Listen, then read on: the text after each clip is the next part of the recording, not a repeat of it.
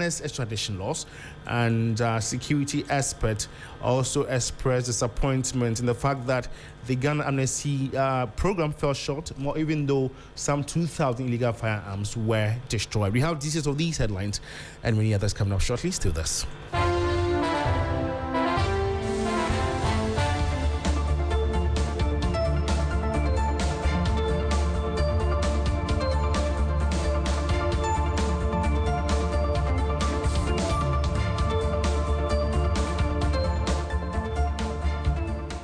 And now let's settle for the details of the stories. And the government is urging all Ghanaians to take part in today's national cleanup exercise being held across the country.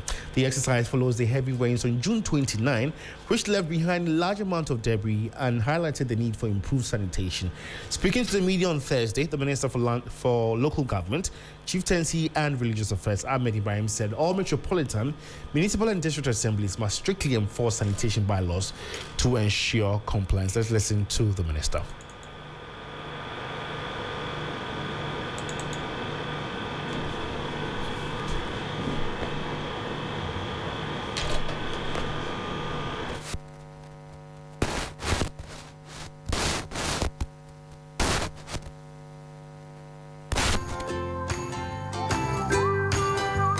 Six, all markets, shops, and commercial establishments within the affected areas shall remain closed between 6 a.m.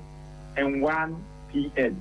As we are working, we don't want a situation whereby you open your shop between 6 and 1 in the affected areas. On Friday, 10 July and Saturday, 11 July. So both days, every morning, 6 to 1, at least close your shop.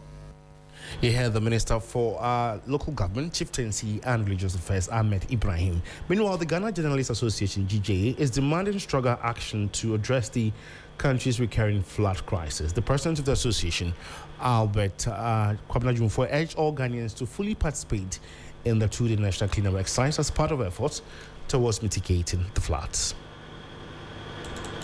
Such a strategy must include the following: the expansion, redesign, and sustained maintenance of drainage infrastructure in high-risk areas. Second, annual and timely desilting of drains before the rainy season, not after communities are already submerged. Third, strict enforcement of land use planning and building regulations by MMDCs. And you hear the president of the Ghana Journalists Association, Albert Kwabena. And the lawyers for Abu Trica, also known as Frederick Kumi, says they are disappointed in the old laws on extradition used in the case of their client. Abu Trica was on Thursday extradited to the United States to face charges related to an alleged $8 million romance scam targeting early Americans. This is after his legal team attempted to halt the extradition. SL Kofi Hackman is a member of the legal team, and he spoke to 3FM. So we can't go borrowing law out of. I mean, the principle is that you legislate on any criminal matter.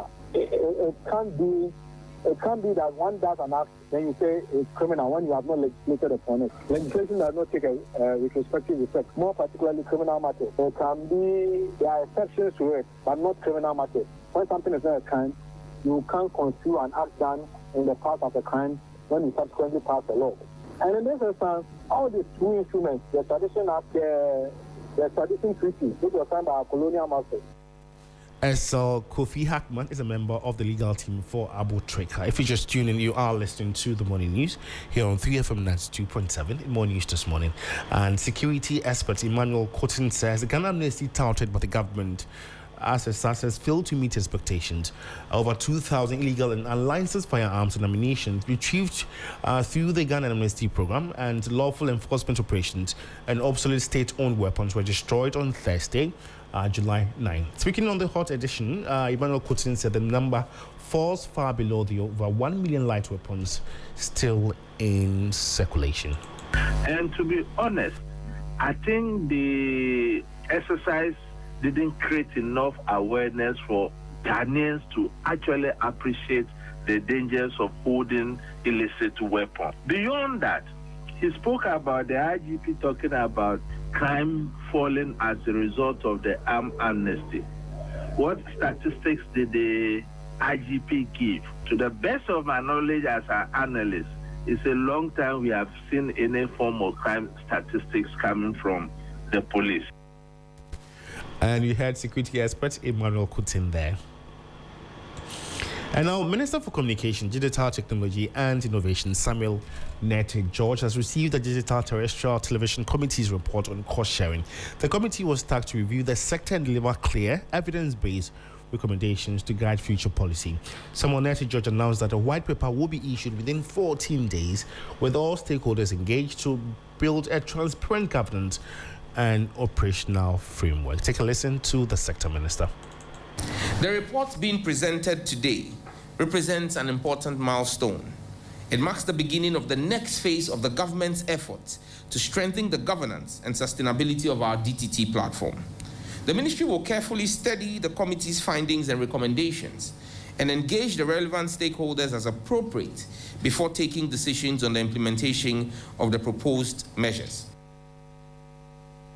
Sam George is the Minister for Communications, Digital Technology and Innovations. Before we part company, the Minister for Food and Agriculture, Eric Opoku, has revealed that several pickup vehicles donated by the Canadian government in 2021 to strengthen agricultural extension services have been auctioned less than 4 years after they were deployed. Appearing before Parliament's Committee on Assurances, the Minister said the disposal of the vehicles has created logistical challenges. And so, as we speak, we don't have vehicles for most of our district offices.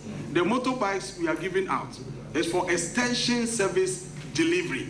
We are now thinking about how your committee and Parliament can support the ministry to mobilize enough resources to procure vehicles for district offices. And some beneficiaries of the government in Kuko and Kitinkiti program have slaughtered and eaten the chickens they received instead of raising them for commercial production. That's according to the Minister for Food and Agriculture, Eric Opoku, who appeared before Parliament's Assurance Committee on Thursday. Take a listen. Some also decided to kill and eat all. In fact, they were even sending me videos that, Honorable, we are eating everything. But this is not meant for that immediate consumption. We just wanted people to rear them, sell, and reinvest, even though we don't encourage that. We don't encourage that because we wanted them to capitalize on this, to earn something for their livelihood. If that is what they have decided to do, at the national level in aggregation, it also helps. If they are able to build a good taste for locally produced poultry, that is a big plus for us. Eric Opoku is the Minister for Food and Agriculture. On that note, we end the morning news. Before we go look again at the top stories, and government urges nationwide participation in today's national cleanup exercise as authorities push for stronger action to tackle Ghana's recurring flood crisis. And lawyers for extradited romance come suspect. Abu Trica expressed disappointment over Ghana's extradition laws, and security expert says Ghana's gun amnesty program fell short of expectations despite the destruction of more than 2,000 illegal firearms. My name is George Quinn. For more news updates, just log on to our website, s3news.com. It's always a pleasure coming your way. Good morning.